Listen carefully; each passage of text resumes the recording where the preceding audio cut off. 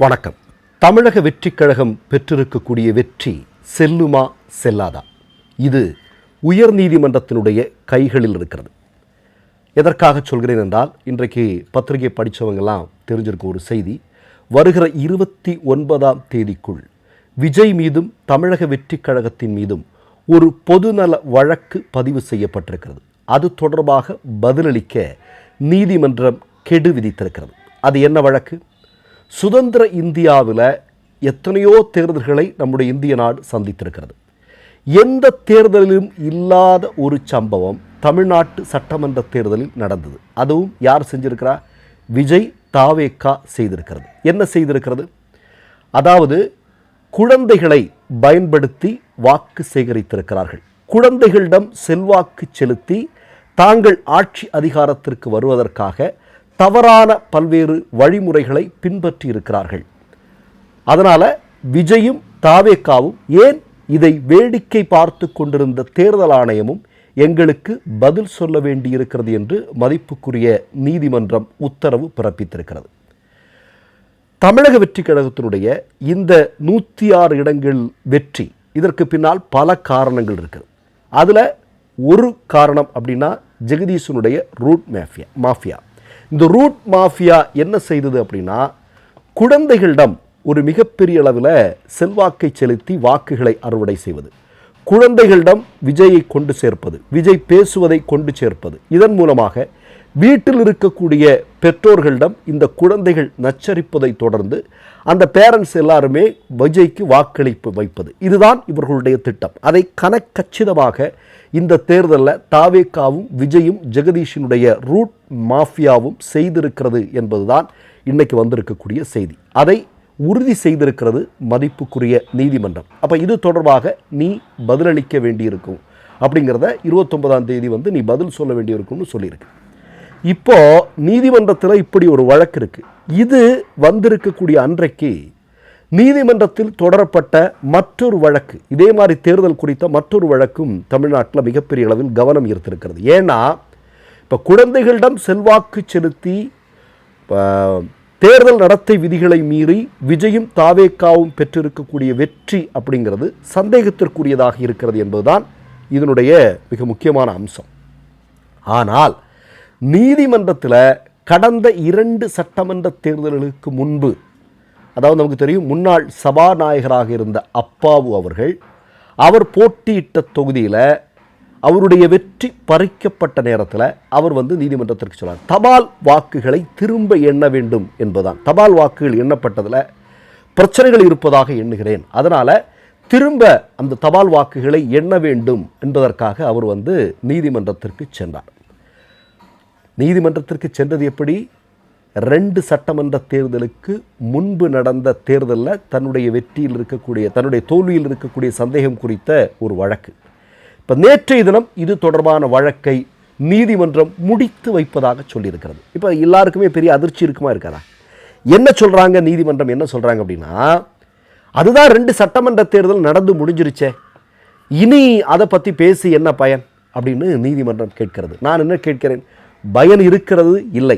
அதை தாண்டி அந்த தேர்தலில் முறைகேடு நடந்திருக்கிறதா இல்லையா அப்படின்னு பொதுமக்கள் தெரிந்து கொள்ள வேண்டிய தேவை இருக்கிறது இல்லையா? வேண்டுமானால் எண்ணலாம் அப்படின்னு சொல்கிறாங்க. எண்ணுங்க. எண்ணினால் அந்த தேர்தலில் அப்பாவு அவர்கள் சொல்வதைப் போல அந்த தேர்தலில் ஏதாவது முறைகேடுகள் நடந்திருக்கிறதா? ஏன்னா மோடி அவர்கள் ஆட்சி பொறுப்பிற்கு வந்ததற்கு பிறகு கடந்த 11 வருடங்களில் தேர்தல் ஆணையத்தினுடைய செயல்பாடின் மீது இந்திய மக்களுக்கு மிகப்பெரிய நம்பிக்கையின்மை வந்திருக்கிறது. அதை யாராவது மறுக்க முடியுமா? அப்படிங்கிற போது இது தொடர்பான ஒரு வழக்கு இன்றைக்கு நீதிமன்றத்தில் வருது. இப்போ ஒன்றும் இல்லை, இப்போது நடந்து முடிந்த சட்டமன்ற தேர்தலில் கூட பெரிய கருப்பன் அவர்கள் உச்ச நீதிமன்றத்தில் ஒரு வழக்கு இருக்கு இல்லையா? ஒரு வாக்கு வித்தியாசத்தில் அவர் தோக்குறாரு. தபால் வாக்குகள் மாறி இருப்பதற்கான வாய்ப்பு இருக்கிறதுன்னு அவர் சொல்றாரு. இதை நீங்க திரும்ப எண்ணணும் அப்படிங்கிற ஒரு கோரிக்கையோடு மதிப்புக்குரிய உச்ச நீதிமன்றத்திற்கு சென்றிருக்கிறார். இப்போ உச்ச நீதிமன்றம் இனி ஒரு 10 வருடம் கழித்துட்டு, இல்லை அதான் சட்டமன்ற தேர்தலெல்லாம் முடிஞ்சிருச்சே, 10 வருஷத்துக்கு முன்னாடி நடந்த தேர்தல் ஆச்சே, இனிப்போ இதை பற்றி பேசி என்ன பயன் என்று சொன்னால், தேர்தல் ஒழுங்காக நடக்குதா? தேர்தல் கட்சி பாரபட்சமின்றி நேர்மையாக தேர்தல் ஆணையம் நடத்தி கொண்டிருக்கிறதா? இது மக்களுக்கு தெரிஞ்சாகணும். இது காலதாமதம் என்பது கண்டிப்பாக அது தவறான விஷயம்தான் இல்லையா? அது அவசர வழக்காக எடுத்து அதில் என்ன நடந்திருக்கு அப்படின்னு சொல்லியிருக்கணும்.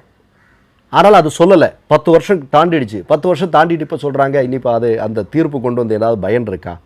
வேணும்னா என்னலாம் இப்படின்னு சொன்னால் அது நமக்கு புரியலை, என்னன்னு புரியலை இல்லையா? அப்போது இப்போ இந்த இடத்துல விஜய் அவர்கள் தாவேக்கா குழந்தைகள் மீது செல்வாக்கு செலுத்தி மறைமுகமாக தங்களுடைய ஆட்சி அதிகாரத்திற்கு குழந்தைகளை பயன்படுத்தி இருக்கிறார்கள் என்கிற குற்றச்சாட்டு இன்றைக்கு வலுவாக எழுந்திருக்கிறது. அதற்கு ஆதாரங்கள் இருக்கிறது. விஜயே பேசியிருக்கக்கூடிய அந்த தகவல்கள் இருக்கிறது. அவருடைய சமூக ஊடகங்கள் அவன் பயன்படுத்தி இருக்கக்கூடிய விஷயங்கள் எல்லாமே கையில் இருக்குது, எல்லாருக்கிட்டே இருக்குது. அப்போ இதெல்லாம் இருக்கும்போது இந்த தீர்ப்பு நீதிமன்றத்தில் இது குறித்தான தீர்ப்பு நீதிமன்றம் எப்போது பிறப்பிக்கவிருக்கிறது? அது ரொம்ப முக்கியமான கேள்வி. 10 வருடத்திற்கு பிறகு பிறப்பித்தால் என்ன, அதில் ஏதாவது நீதி கிடைக்குமா? சரி, நான் என்ன கேட்கிறேன் அப்படின்னா, நீதி கிடைக்குது கிடைக்கல அது ரெண்டாவது. ஆனால் தேர்தல்கள் ஒழுங்காக இந்தியாவில் நடக்குதா? தேர்தல் ஆணையம், ஏன்னா நான் என்ன கேட்குறேன், இப்படி ஒரு சம்பவம் நடந்தது, இது தேர்தல் நடத்தை விதிமீறலுக்கு உள்ளாகக்கூடிய விஷயம். இப்போ விஜய் மீது தாவேக்கா மீது அந்த மாதிரி சம்பவம் நடக்கும்போது ஏன் தேர்தல் ஆணையம் நடவடிக்கை எடுக்கலை அப்படிங்கிற ஒரு கேள்வியை நம்ம கேட்டாகணும் இல்லையா? ஏன் தேர்தல் ஆணையம் வேடிக்கை பார்த்தது? அப்படி என்றால் தமிழக வெற்றிக் கழகம் தமிழ்நாட்டில் ஏதாவது ஒரு வகையில் ஆட்சி அதிகாரத்திற்கு வர வேண்டும் என்று எஜமானர்களுடைய விருப்பத்திற்கு தகுந்த தேர்தல் ஆணையம் செயல்பட்டிருக்கிறதா அப்படிங்கிற சந்தேகம் தமிழ்நாட்டு மக்களுக்கு வலுவாக எழுந்திருக்கிறது. மறக்க முடியுமா? இப்போ இதெல்லாம் சேர்ந்து வந்திருக்கிறது. ஆனால் நீதிமன்றத்தினுடைய தீர்ப்பு எப்போது வரும்? இது எத்தகைய தீர்ப்பாக இருக்கும் இல்லையா? இதெல்லாம் இன்றைக்கு மக்களுக்கு தெரிந்து கொள்ள வேண்டியிருக்கிறது. மீண்டும் மீண்டும் சொல்கிறேன், என்ன அப்படின்னா, சமீபத்தில் கூட தேர்தல் ஆணையத்தின் மீதான வாக்கு எந்திரங்களின் மீதான நம்பகத்தன்மை இந்திய மக்களுக்கு 80% இந்திய மக்களுக்கு வெகுவாக குறைந்திருக்கிறது என்கிற அதிர்ச்சி தகவல் வந்து கொண்டிருக்கிறது. அப்போ இந்த நேரத்தில் இப்படிப்பட்ட செய்திகளுக்கு, இப்படிப்பட்ட வழக்குகளுக்கெல்லாம் உடனடியாக விரைந்து தீர்வு காணப்பட வேண்டும் என்கிறது பொதுமக்கள் முன்வைக்கக்கூடிய ஒரு மிக முக்கியமான கோரிக்கை. ஏன்னா வரக்கூடிய தேர்தல்களாவது நேர்மையாக நடக்கணும். ஏன்னா தேர்தல் தான் இன்றைக்கி இந்திய ஜனநாயகத்தை தீர்மானித்து கொண்டிருக்கிறது. அதில் இருக்கக்கூடிய நம்பகத்தன்மையே மக்களுக்கு ஒரு கேள்விக்குறியாக மாறும் பட்சத்தில் என்ன சொல்கிறது, கொஞ்சம் யோசிச்சு பாருங்கள். ஏற்கனவே இந்திய அரசமைப்பு சட்டத்திற்கு மிகப்பெரிய ஆபத்து என்று எதிர்க்கட்சிகள் உட்பட எல்லாரும் பேசி கொண்டிருக்கிறார்கள். அரசமைப்பு சட்டம் என்றால் ஜனநாயகம் அதில் தான் இருக்குது. ஜனநாயகம் காக்கப்பட வேண்டுமென்றால் தேர்தல் சரியாக நடந்தாகணும். தேர்தல் நடுநிலைமை நடக்கலை அப்படின்னா நம்ம சொல்ல வேண்டிய தேவையில்லை. அப்போது இது குறித்த தீர்ப்பு என்னவாக இருக்கும் என்பதை மக்கள் ஆவலோடு எதிர்பார்க்க காத்திருக்கிறார்கள். மே 29 விஜய் தாவேக்கா தரப்பு இது குறித்து என்ன சொல்லப் போகிறது என்பதை தெரிந்து கொள்வதற்கும் தமிழக மக்கள் ஆவலாக இருக்கிறார்கள். மற்றொரு நிகழ்வில் சந்திப்போம். நன்றி, வணக்கம். 3 யூடியூப் சேனல்கள் வியாபாரத்திற்கு இருக்கிறது. தேவைப்படுபவர்கள் இந்த எண்ணுக்கு தொடர்பு கொள்ளுங்கள். மை நேம் இஸ் ரெட் சேனலை சப்ஸ்கிரைப் பண்ணிக்கோங்க. அதுக்கப்புறமா பக்கத்தில் இருக்கிற ஜாயின் பட்டனை கிளிக் பண்ணீங்கன்னா ஒரு நியூ பேஜ் ஒன்று ஓப்பன் ஆகும். அதுலேயும் ஜாயின் பட்டனே கிளிக் பண்ணிக்கோங்க. அதில் பார்த்தீங்கன்னா credit R debit card options இருக்கு. இதில் உங்களுக்கு விசா, மாஸ்டர் கார்டு, ரிப்பே அப்படின்னு 3 ஆப்ஷன்ஸ் கொடுத்துருக்காங்க. அதில் நீங்கள் எந்த கார்டு சூஸ் பண்ணுறீங்களோ அந்த கார்டோட நம்பர் என்டர் பண்ணிக்கோங்க. அப்புறமா கார்டோட வேலிடிட்டி மந்த் அண்ட் இயரை டைப் பண்ணிக்கோங்க. அடுத்தபடியா உங்க கார்டோட பின்னால சிவிசி கோடுன்னு சொல்லிட்டு 3 நம்பர்ஸ் கொடுத்துருப்பாங்க. அந்த நம்பரை இதில் என்டர் பண்ணிக்கோங்க. அப்புறமா அட்ரஸ் அண்ட் இன்ஃபர்மேஷன் என்டர் பண்ணிட்டு பைங்கிற பட்டனை கிளிக் பண்ணிக்கோங்க. ஒருவேளை உங்க கார்டு நம்பர் இன்வாலிட்னு காமிச்சிச்சுன்னா உங்க கார்டுல இன்டர்நேஷனல் யூசேஜை எனேபிள் பண்ணுங்க.